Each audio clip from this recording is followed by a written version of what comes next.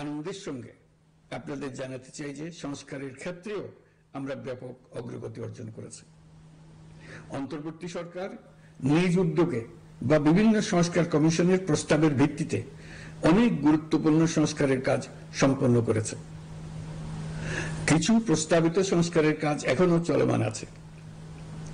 অধ্যাদেশের মাধ্যমে বা বিদ্যমান আইন সংশোধন করে বিচার বিভাগের স্বাধীনতা, বিচার ব্যবস্থাপনা, আর্থিক খাতে স্বচ্ছতা, প্রাতিষ্ঠানিক সক্ষমতা বৃদ্ধি, ডিজিটালাইজেশন সম্প্রসারণ ও দুর্নীতি প্রতিরোধে বিভিন্ন সংস্কার সম্পন্ন করা হয়েছে।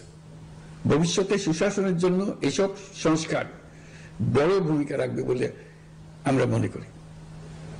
আশা করি আগামী নির্বাচিত সরকার সংসদে আলাপ আলোচনার মাধ্যমে এইসব সংস্কার গ্রহণ করবে। আমাদের আরেকটি গুরু দায়িত্ব হচ্ছে সুষ্ঠু নির্বাচন অনুষ্ঠান। আমি ঘোষণা করেছি যে আগামী ফেব্রুয়ারির প্রথমার্ধে জাতীয় সংসদ নির্বাচন অনুষ্ঠিত হতে যাচ্ছে। এই নির্বাচন উৎসব মুখর, অংশগ্রহণমূলক ও সুষ্ঠুভাবে অনুষ্ঠানের জন্য আমরা সব প্রস্তুতি গ্রহণ করছি। আমাদের উপর অর্পিত দায়িত্ব আমরা সঠিকভাবে পালন করার জন্য সর্বাত্মক চেষ্টা করে যাচ্ছি। প্রিয় দেশবাসী, রাষ্ট্র কাঠামো সংস্কারের প্রস্তাব তৈরির লক্ষ্যে জাতীয় ঐকমত্য কমিশন নিরলসভাবে গত প্রায় 9 মাস ধরে কাজ করেছে। এই সময় কমিশন জুলাই গণঅভ্যুত্থানে অংশগ্রহণকারী রাজনৈতিক দলের প্রতিনিধিদের সঙ্গে দীর্ঘ আলাপ আলোচনা করেছে। অত্যন্ত সৌহার্দ্যপূর্ণ পরিবেশে ধৈর্য সহকারে রাজনৈতিক দলগুলো কমিশন কর্তৃক উত্থাপিত বিভিন্ন সংস্কার প্রস্তাব নিয়ে যুক্তিতর্ক উপস্থাপন করেছেন। মতের পার্থক্য থাকলেও তা কমিয়ে আনার চেষ্টা করেছেন। অনেক বিষয়ে ঐকমত্যে আসতে পেরেছেন। দেশবাসী সরাসরি সম্প্রচারের মাধ্যমে এই পুরো কার্যক্রম দেখতে পেরেছেন।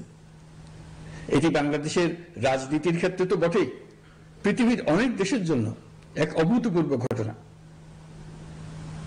এটি ভবিষ্যৎ রাজনীতির জন্য আশাব্যঞ্জক। আমি ঐকমত্য কমিশনের সদস্যদের এবং রাজনৈতিক দলগুলোর নেতৃবৃন্দকে গণতান্ত্রিক চর্চার এই অসাধারণ আয়োজনকে সফল করার জন্য আবারও আন্তরিক ধন্যবাদ জানাচ্ছি। ঐকমত্য কমিশনের প্রণীত জুলাই সনদে সংবিধান বিষয়ক 30টি গুরুত্বপূর্ণ সংস্কার প্রস্তাবে রাজনৈতিক দলগুলোর মধ্যে ঐকমত্য তৈরি হয়েছে। এটি একটি ঐতিহাসিক অর্জন।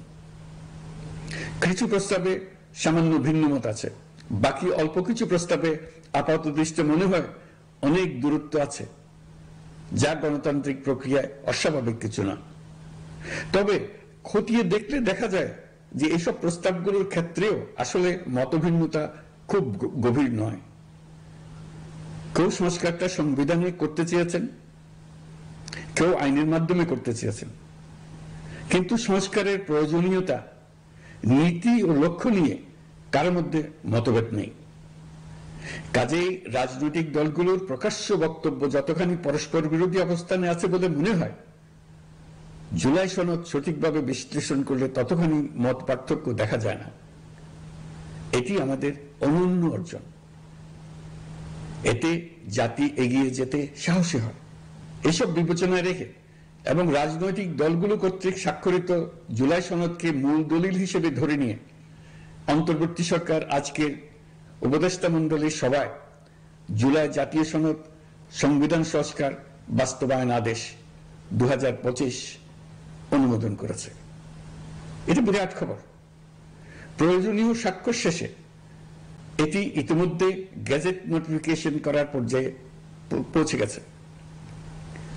জুলাই সনদ বাস্তবায়নের লক্ষ্যে এই আদেশে আমরা গুরুত্বপূর্ণ কিছু বিধান গ্রহণ করেছি।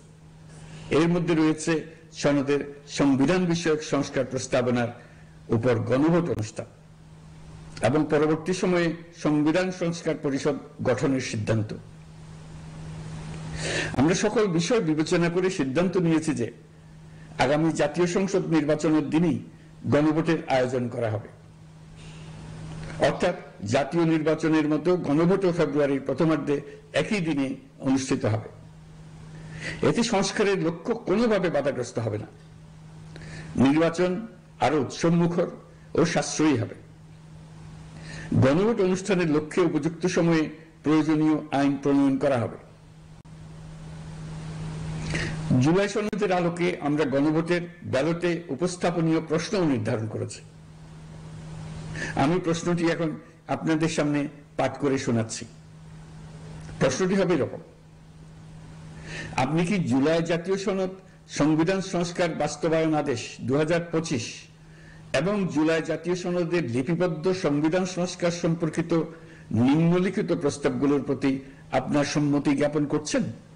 ক, নির্বাচনকালীন সময়ে তত্ত্বাবধায়ক সরকার, নির্বাচন কমিশন এবং অন্যান্য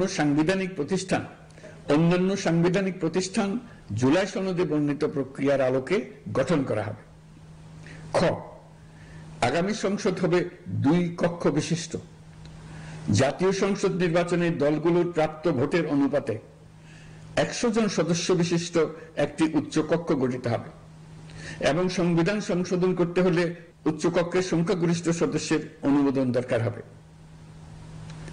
গ, সংসদে নারীর প্রতিনিধি বৃদ্ধি, বিরোধী দল থেকে ডেপুটি স্পিকার ও সংসদীয় কমিটির সভাপতি নির্বাচন, প্রধানমন্ত্রীর মেয়াদ সীমিতকরণ, রাষ্ট্রপতির ক্ষমতা বৃদ্ধি, মৌলিক অধিকার সম্প্রসারণ, বিচার বিভাগের স্বাধীনতা ও স্থানীয় সরকার সহ বিভিন্ন বিষয়ে যে 30টি প্রস্তাবে জুলাই জাতীয় সনদে রাজনৈতিক দলগুলোর ঐকমত্য হয়েছে সেগুলো বাস্তবায়নে আগামী নির্বাচনে বিজয়ী দলগুলো বাধ্য থাকবে।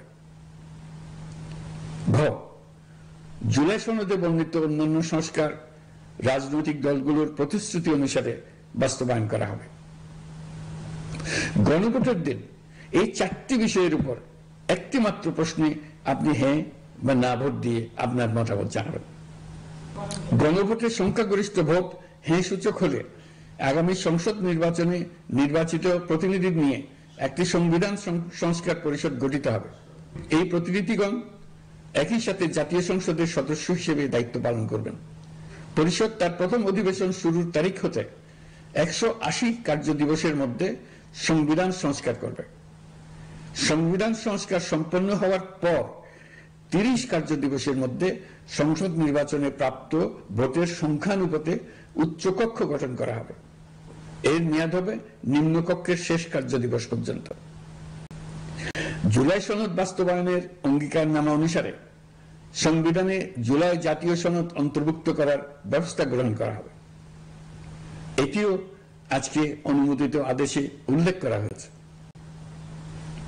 প্রিয় দেশবাসী, অভ্যুত্থানের পর দায়িত্ব গ্রহণ করে অর্থনীতিকে গভীর গহ্বর থেকে উদ্ধার করা ছিল আমাদের জন্য একটা বিরাট চ্যালেঞ্জ। গত 15 মাসে আমরা সেই চ্যালেঞ্জ উতরাতে সক্ষম হয়েছে।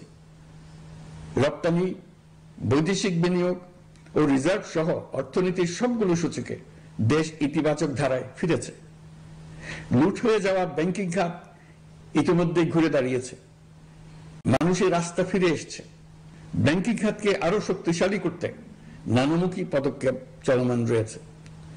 অভ্যুত্থান পরবর্তী সময়ে বিভিন্ন দেশের বৈদেশিক বিনিয়োগ হ্রাস পেলেও বাংলাদেশে গণ অভ্যুত্থান পরবর্তী প্রথম বছরে বৈদেশিক প্রত্যক্ষ বিনিয়োগ অর্থাৎ এফডিআই 19.13% বৃদ্ধি পেয়েছে।